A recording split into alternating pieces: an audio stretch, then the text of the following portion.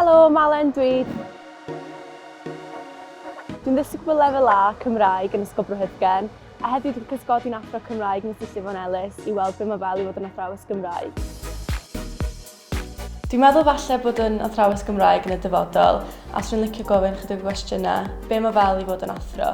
Mae bob diwrnod yn wahanol. Mae gweld disgybl ifanc yn llwyddo, yn rhoi gwefr i rywun. So, oes na ochr ddrwg iddo fo hefyd? Clwydda fysa dweud bod bob diwrnod yn hawdd, achos dydy o ddim. Mae'r llwyth gwaith yn gallu bod yn drwm, ond ar y cyfan, fel o'n i'n dweud, does na'm swydd debyg iddi.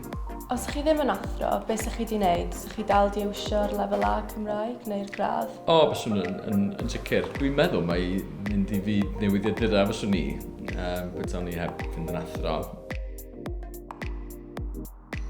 Oes gen ti gyngor i ddisgybl fel fi sydd ddim cweit yn siŵr be maen nhw eisiau gwneud os nhw eisiau bod yn athrawes Cymraeg? Mae astudio Cymraeg fel lefel A ac yna fel gradd yn sicr yn mynd i agor drysa i unrhyw un. Mae o yn gychwyn da i unrhyw yrfa mewn gwirionedd.